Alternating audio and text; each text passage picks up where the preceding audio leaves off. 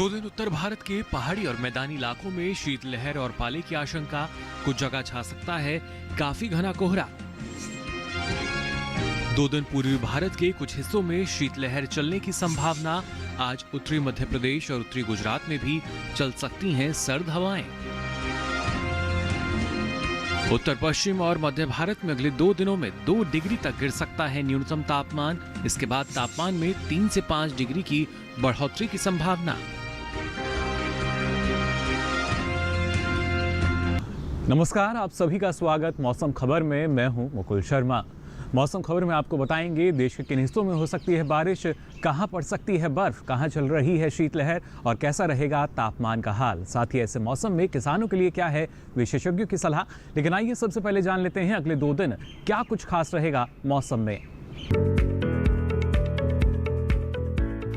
आज हिमाचल प्रदेश और उत्तराखंड में कहीं कहीं पाला पड़ने का अनुमान है। साथ ही हिमाचल प्रदेश तो 2 दिन उत्तराखंड में कुछ जगह सर्द हवाएं भी चल सकती हैं।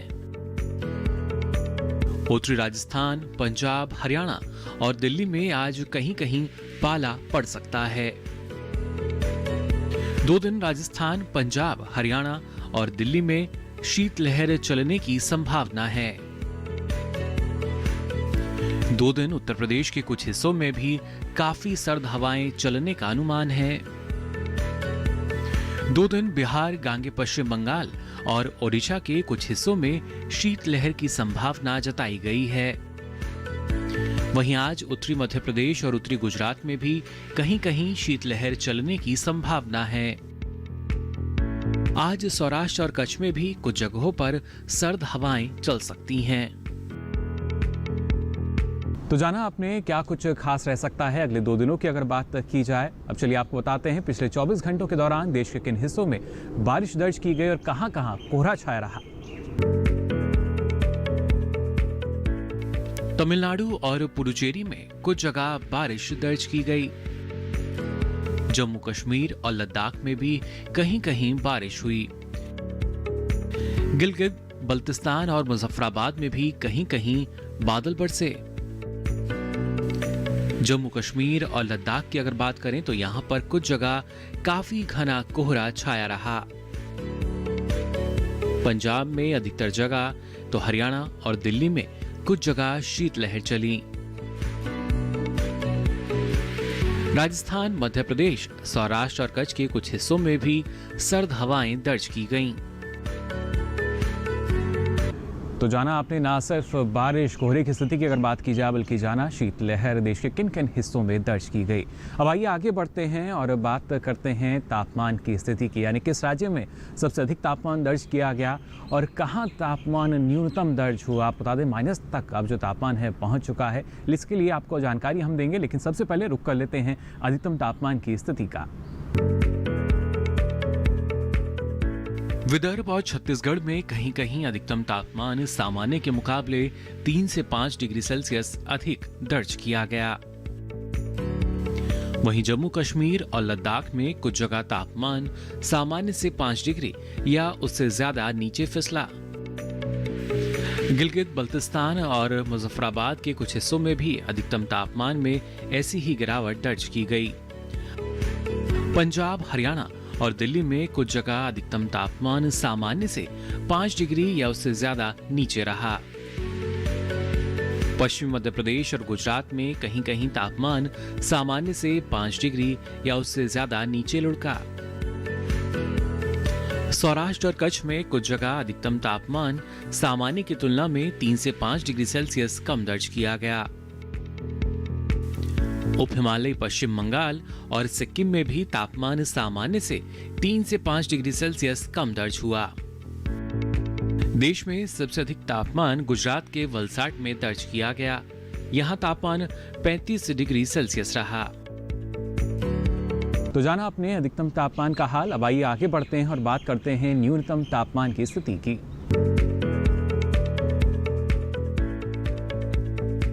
मध्य महाराष्ट्र और विदर्भ में अनेक जगह न्यूनतम तापमान सामान्य से 1.5 से 3 डिग्री सेल्सियस ज्यादा रहा। मराठवाड़ा के कुछ हिस्सों में न्यूनतम तापमान सामान्य से 1.5 से 3 डिग्री सेल्सियस अधिक दर्ज हुआ। तमिलनाडु और पुडुचेरी में अनेक जगह तो तटीय कर्नाटक में कुछ जगह तापमान सामान्य से 1.5 से 3 डिग्री सेल्सियस अधिक दर्ज किया गया। वहीं राजस्थान, गुजरात और पश्चिमी मध्य प्रदेश में अधिकतर जगह तापमान सामान्य से 1.5 से 3 डिग्री सेल्सियस नीचे रहा। हिमाचल प्रदेश, पंजाब और हरियाणा में ज्यादातर जगह न्यूनतम तापमान सामान्य से 1.5 से 3 डिग्री सेल्सियस कम दर्ज किया गया। दिल्ली और पश्चिमी उत्तर प्रदेश में ज्यादातर इलाकों में न्यूनतम तापमान सामान्य से 1.5 से 3 डिग्री सेल्सियस से नीचे लुढ़का। बिहार और गांगे पश्चिम बंगाल में अनेक जगह न्यूनतम तापमान सामान्य से 1.5 से 3 डिग्री सेल्सियस कम दर्ज किया गया। देश के मैदानी इलाकों में सबसे कम तापमान पश्चिमी राजस्थान के चूरू में दर्ज किया गया। यहां तापमान -0.4 डिग्री सेल्सियस रहा। तो जाना आपने तापमान का भी हाल, इसके साथ साथ देश में मौसम की स्थिति कैसी रहेगी। अब आइए आगे बढ़ते हैं और बात करते हैं बारिश के अनुमान की। यानी अगले 2 दिन अगर बात करें तो देश के कौन से ऐसे हिस्से हैं जहां मौसम साफ बना रहेगा और कहां-कहां बारिश की संभावना बनी हुई है, आइए जान लेते हैं इस रिपोर्ट में। भारत मौसम विज्ञान विभाग के अनुसार जम्मू कश्मीर और लद्दाख समेत हिमाचल और उत्तराखंड में इस समय बारिश का अनुमान नहीं है। वहीं पंजाब, हरियाणा और दिल्ली में भी फिलहाल बारिश के आसार नहीं है। साथ ही राजस्थान में भी इस समय बारिश की कोई संभावना नहीं है। पूर्वी और पश्चिमी उत्तर प्रदेश की अगर बात करें तो यहां भी फिलहाल बारिश का अनुमान नहीं है। वहीं पूर्वी राज्यों की अगर बात करें तो बिहार और झारखंड में 2 दिन बारिश के लिहाज से मौसम साफ रह सकता है। साथ ही ओडिशा और गांगे पश्चिम बंगाल में भी फिलहाल बारिश का अनुमान नहीं है। उप हिमालय पश्चिम बंगाल समेत सिक्किम में भी बारिश की संभावना नहीं है। साथ ही अरुणाचल प्रदेश, असम और मेघालय समेत नागालैंड, मणिपुर, मिजोरम और त्रिपुरा में भी बारिश के आसार नहीं है। पूर्वी और पश्चिमी मध्य प्रदेश समेत छत्तीसगढ़ में इस समय बारिश की संभावना नहीं है। गुजरात समेत सौराष्ट्र और कच्छ में भी बारिश के आसार नहीं है। वहीं मध्य महाराष्ट्र, मराठवाड़ा और विदर्भ में इस समय बारिश की कोई संभावना नहीं है। हालांकि कोंकण और गोवा में कहीं-कहीं बारिश हो सकती है। दक्षिण भारत की बात करें तो यहाँ तटियान प्रदेश, तेलंगाना और रायलसीमा में फिलहाल बारिश के आसार नहीं है।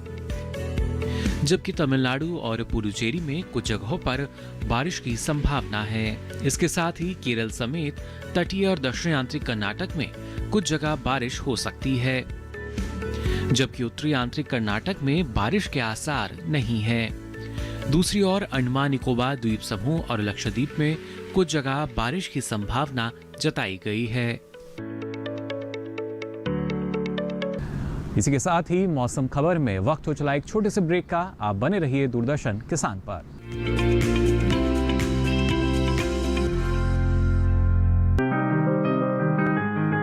बीमारियों से कैसे बचेगी फसल,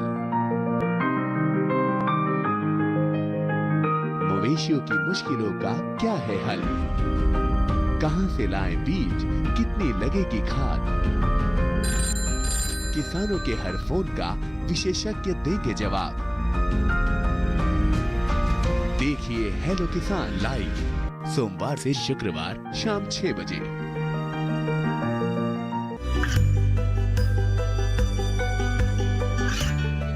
गांवों और पिछड़े क्षेत्रों में सरकारी योजनाओं की जानकारी पहुंचा। देश में कौशल और क्षमता विकास कर ग्रामीणों को सामाजिक बदलाव और विकास से जोड़ने की दूरदर्शन किसान की पहल चौपाल चर्चा देखें सोमवार से शुक्रवार सुबह 9 बजे।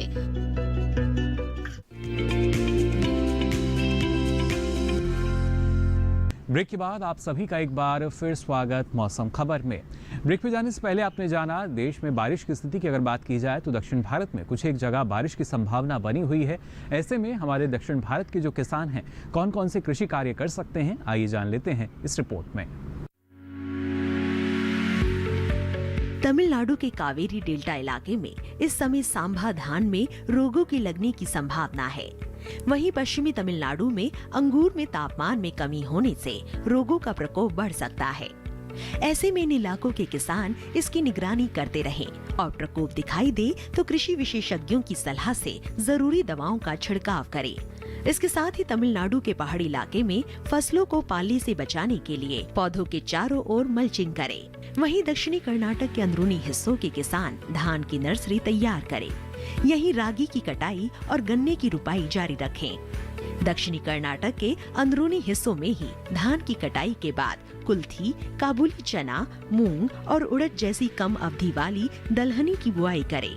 उत्तरी कर्नाटक के अंदरूनी हिस्सों में कपास की चुनाई के अलावा धान और गन्ने की कटाई कर ले। इसके साथ ही यहाँ के किसान प्याज की खुदाई का काम भी पूरा कर ले। वहीं तटीय कर्नाटक में मूंगफली, उड़द और मूंग की बुआई जारी रखें। इसके साथ ही यहाँ सब्जियां भी लगाते रहें। तटीय कर्नाटक के किसान इस समय सुपारी, नारियल और काली मिर्च के बागों में सिंचाई करें। तटीय कर्नाटक में ही इस मौसम में बेला के फूलों में कीटों का प्रकोप बढ़ सकता है। किसान इसकी निगरानी करते रहे। तेलंगाना में इस समय कम अवधि वाली रबी धान की नर्सरी लगाते रहें।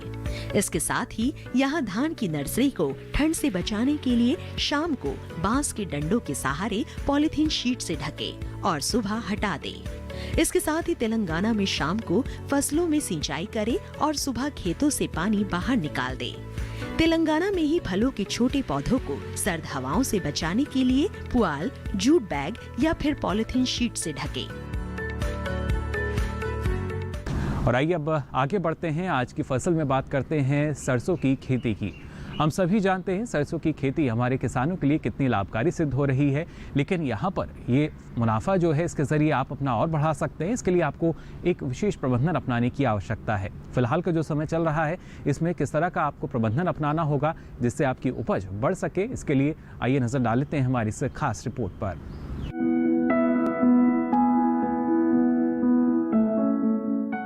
रबी सीजन के दौरान तिलहनी फसलों में सरसों का खास स्थान है। सरसों को पानी की कम जरूरत होती है, यानी सीमित सिंचाई की दशा में भी ये अधिक लाभदायक है। उन्नत विधियां अपनाकर अधिक पैदावार ली जा सकती है। बुआई के समय 25 से 30 डिग्री तापमान उपयुक्त रहता है। इसके लिए दोमट मिट्टी सबसे उपयुक्त मानी जाती है। सरसों के खेत में पानी ठहरना नहीं चाहिए।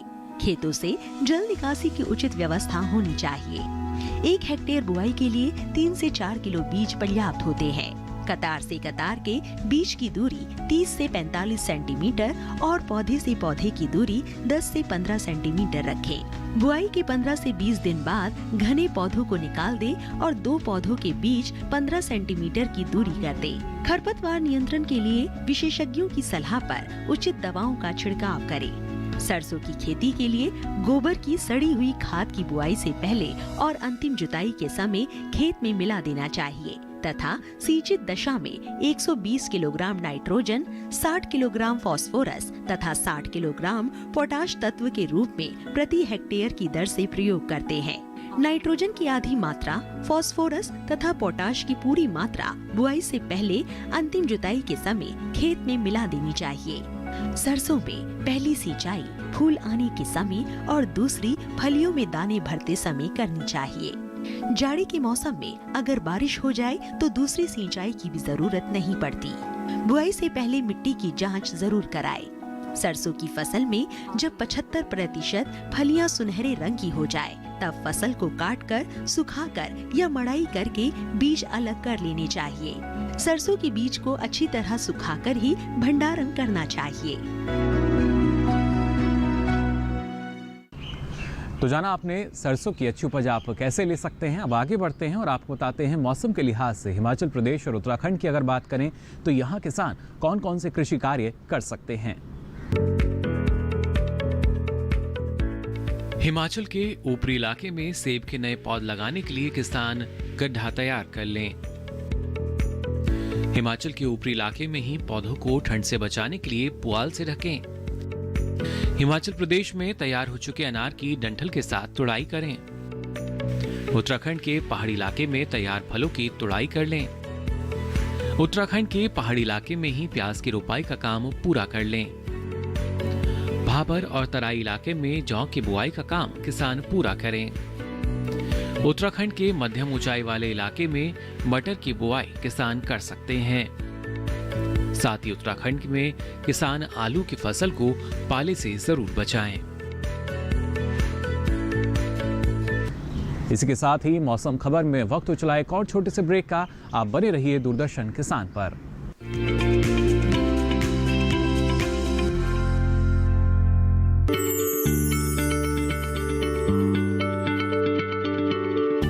क्या आप किसी बीमारी से परेशान हैं? चाहते हैं डॉक्टर की सलाह? तो हम हैं आपके साथ। बताएंगे आपको जीने की राह। समस्याएं आपकी, समाधान देश के मशहूर विशेषज्ञों के। घर बैठे बात करें देश के जाने माने डॉक्टरों से। हमारे लाइव प्रोग्राम स्वस्थ किसान में हर शनिवार शाम 6 बजे से 7 बजे तक। ये कामयाबी है अन्नदाता की। ये कहानी है खेत और खलिहानों की। कैसे करें अपने पशुओं की देखभाल, जानिए गांव-गांव के किसानों का हाल। देखिए गांव किसान सोमवार से शुक्रवार दोपहर 12 बजे सिर्फ डीडी किसान पर।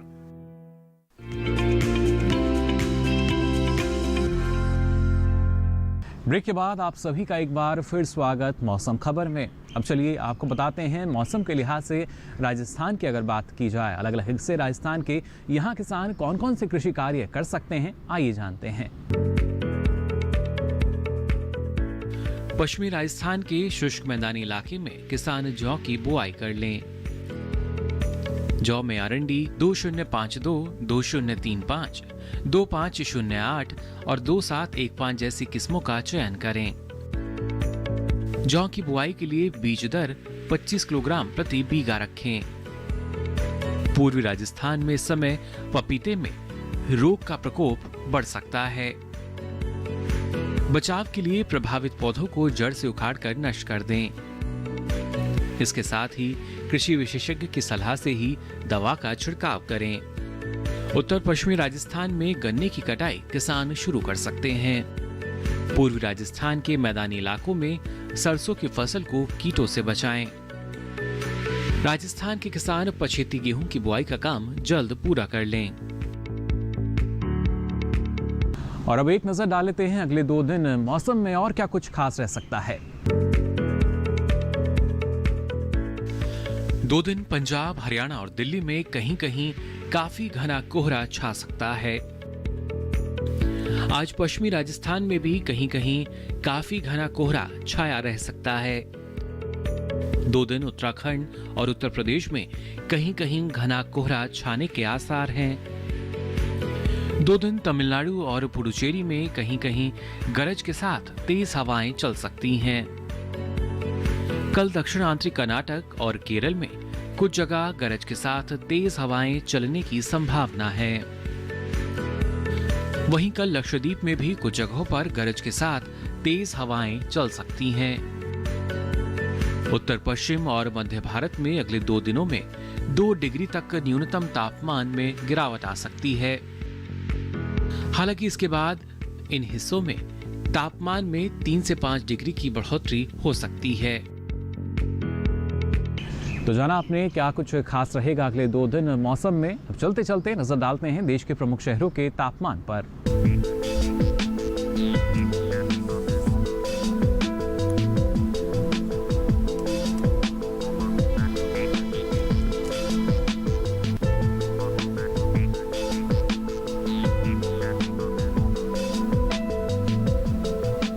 तो फिलहाल के लिए इस बुलेटिन में बस इतना ही। मौसम की ताज़ा जानकारी और कृषि सलाह के साथ फिर होंगे हाजिर। तब तक के लिए दीजिए इजाजत। नमस्कार।